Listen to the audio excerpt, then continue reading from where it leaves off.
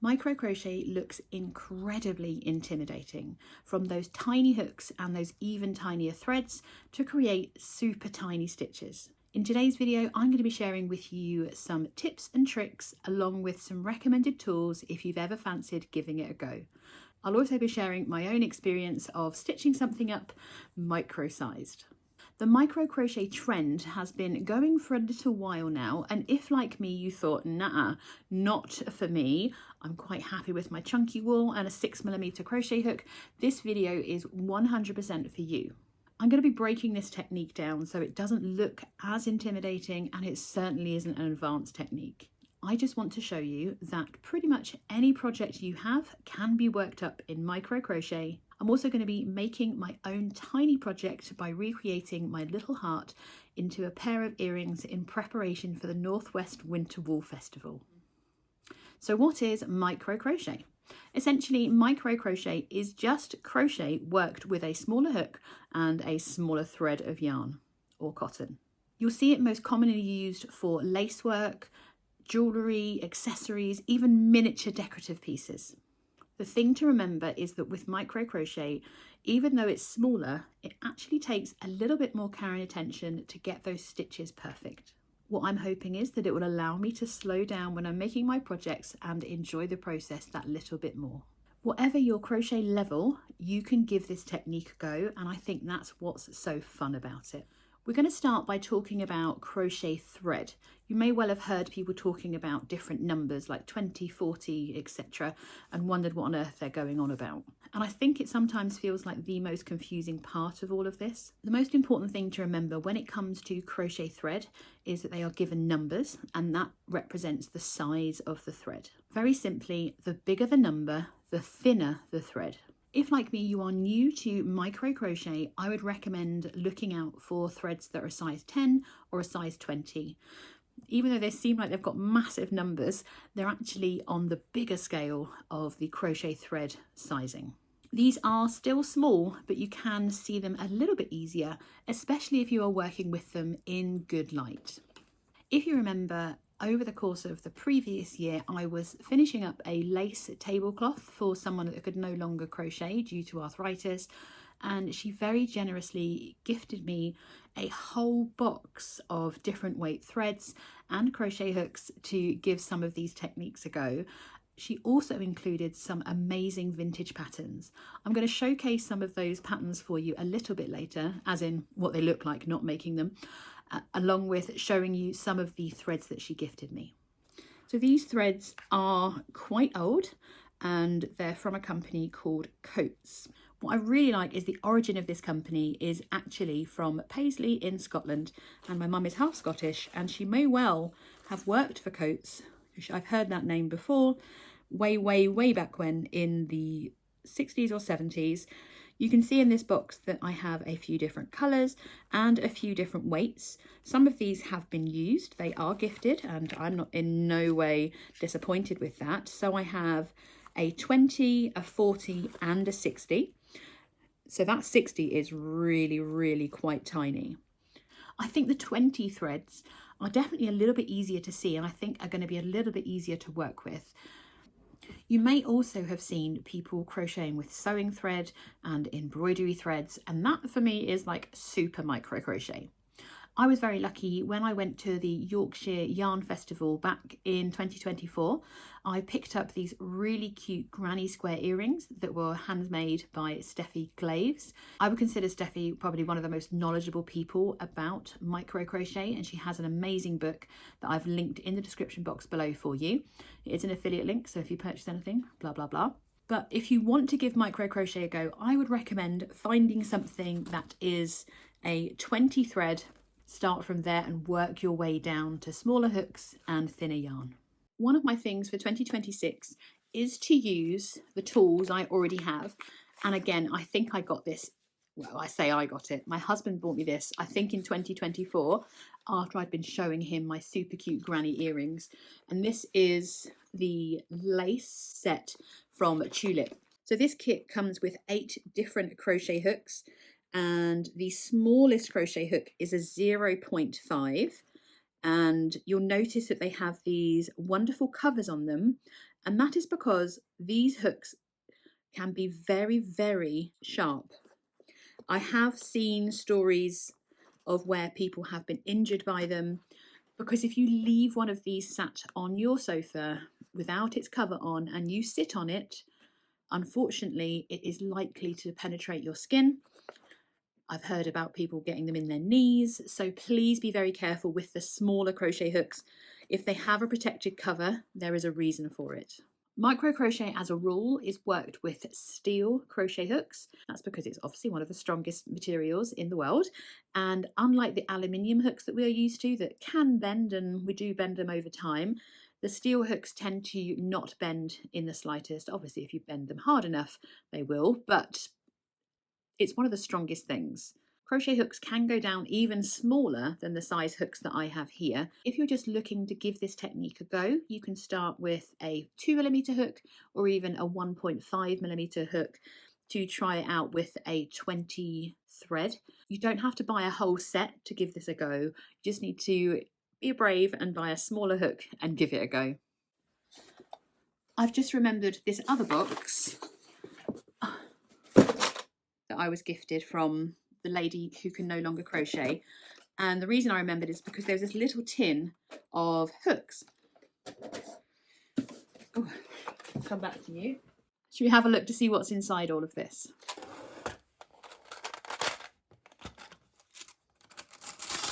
I don't know what that is. God, is that bone?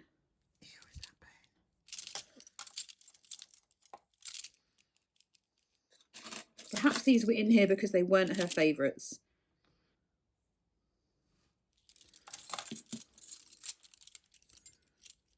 Ace. These are all brands I've never heard of as well. This is exciting. Ariel. Goodness me, this is like a walk into history. Arrow. Ariel, Arrow.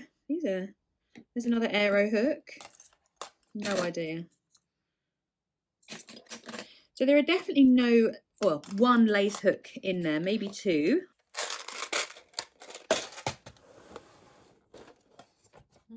And then in this box we have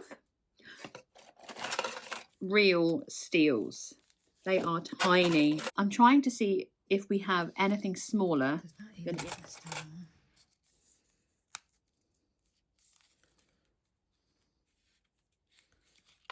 Now that is something to do with tatting, and that is also the Aero brand. We're going to come back to this and look at this, but it does appear that Aero was the brand of the day that this lady was crocheting. Well, there you go. I think the best thing to remember is you don't need to start your micro crochet journey with the tiniest hook you can find. Most definitely just look for a 2mm, a 1.5mm, even a 1.25mm crochet hook is pretty tiny. They're the main tools you're going to need is some cotton thread, that is, I would say, for a 20, and then your crochet hook as well. Now I do have some optional extras if, like me, you don't have the best sight. I bought this when I was, that is not a good look, is it? Let's hold that down. God, I make myself laugh. So I bought this from Hobbycraft using my staff discount. I do need to tell you that. So that will be why this is marked as sponsored. Now it's really good because I like this one because I can leave it on the table on a flat surface. I don't want this anywhere near my face. And it also has a light. I found this very useful when I was doing that tablecloth, and that was only using a 1.25mm hook. It is definitely something worth investing in if you really get into it. I'm going to be using this today, possibly even to film, so you can get a bit of a closer look at what I'm making. There are a few things that can make micro crochet a little bit more accessible. As I've already mentioned, if you don't have the best of eyes, a magnifying glass can help bring those stitches up to a normal size. I would recommend that you are not doing this on your lap to start with. Please take a moment to sit at a table and put a really big light on. I know not all of us like big lights. I certainly don't. I'm not saying get a light ring, but have the overhead light on, have a table lamp near your crochet so you can really see those stitches without having to strain your eyes. It really is making this a comfortable experience for you. It is going to feel different and it's going to be fun, I assure you.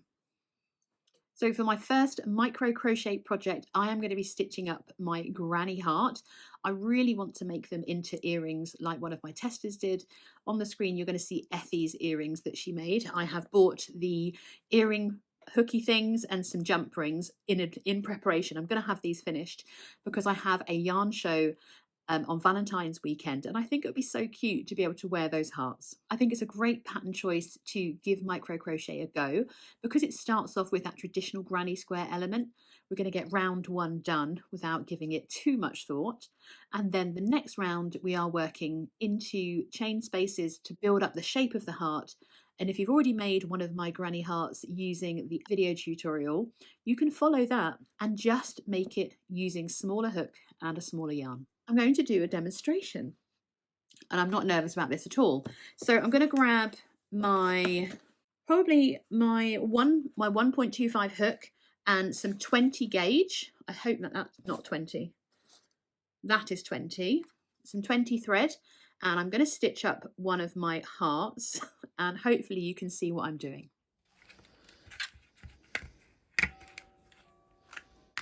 Ow! Oh, don't do that. It's caught my finger in there. Am I going to be clearer or worse? Oh yeah, that does magnify it a little bit.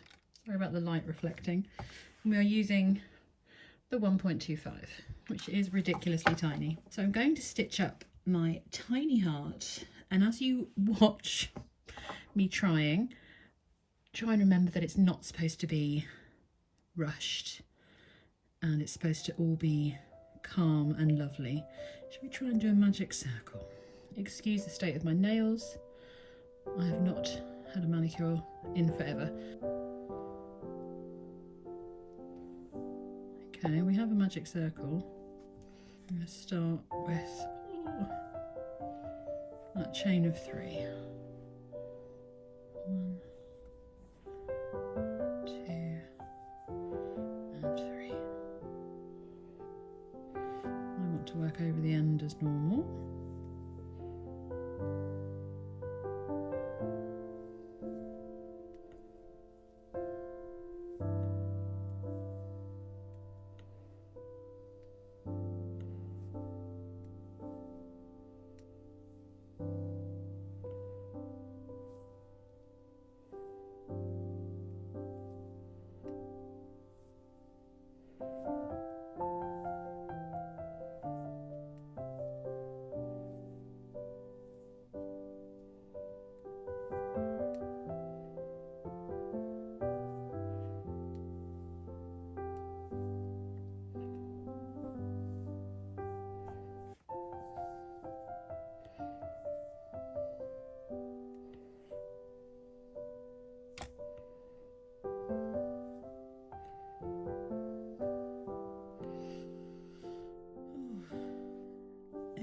I'm struggling to get a good grip on it, but that might be more because I don't always wrap it around my finger. So let's try doing that.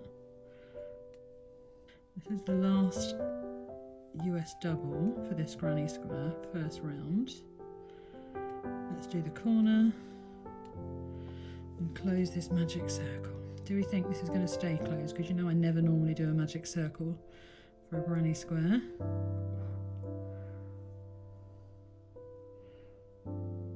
Oh, it did. Okay.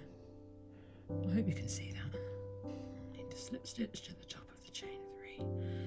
Whatever that went. Oh, that was lucky.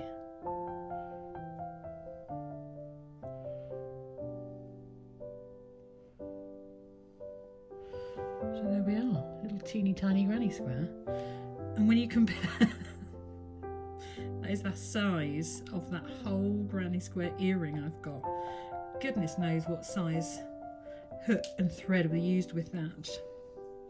I think when we're working at this scale, we definitely need to keep thinking about loosening our tension without making it fall off, but keeping the thread secure. Unlike normally, oh look what I did, I do have to wrap it around a finger to keep that tension. So that was round one of my granny heart. It certainly feels more fiddly than I am used to. Let's see how round two feels like. So that's 1, 2.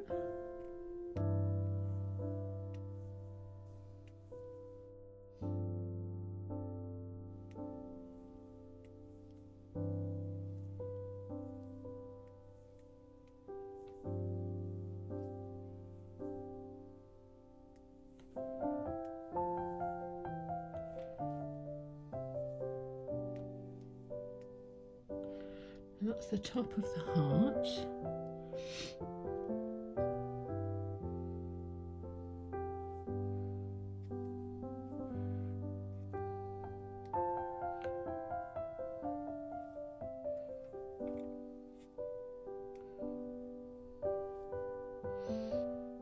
Who knew that you could make cotton squeak? Must be holding it a little bit too tight.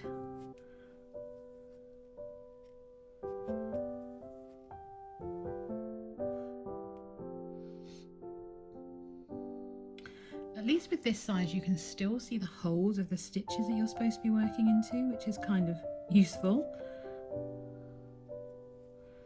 Chain 1, same go into the next. 1,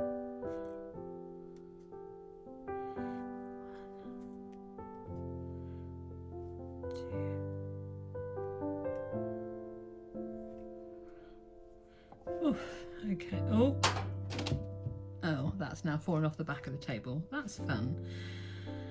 Anywho, so we're just joining round 2. We have our heart outline. And we're into the final round. How's it looking? What do you think?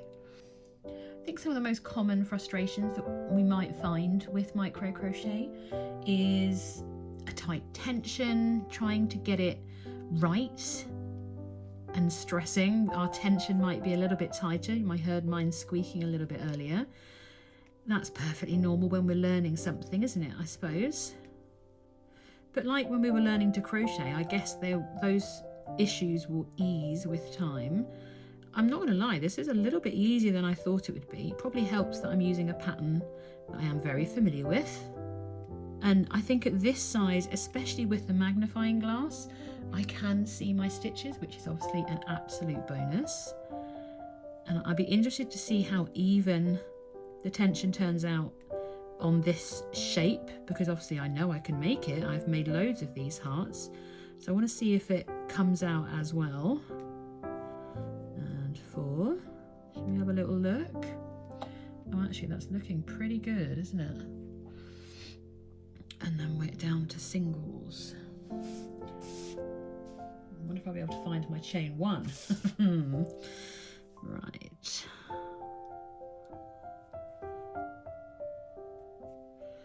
Oh, let's find some scissors.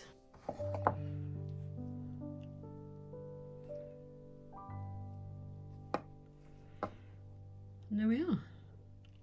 The completed micro crochet heart. Oh, I'm really proud of that. What do you think? So I have my 2 hearts done, and all that's left to do is transform them into earrings, which means I'm going to attach a jump ring and the earring fastener that I showed you earlier to my hearts and get these completed and ready to wear. The next challenge is, do I try making them smaller and making them in pink? So if you have felt curious about micro crochet and you fancied giving it a go, well, I could do that whole loop.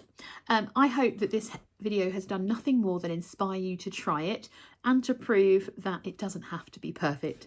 They're not even the same size, but I'm still going to transform them into my pair of earrings to wear at the Northwest Winter Wool Show. If you are in the area of Blackpool, I hope to see you over Valentine's weekend, and you will see me sporting my Valentine's earrings. A huge thank you for spending some time with me today as I try out micro crochet myself, and I hope that you get to give it a go. Let me know in the comments if you do try it and tell me more about your experience. I will see you in the next video.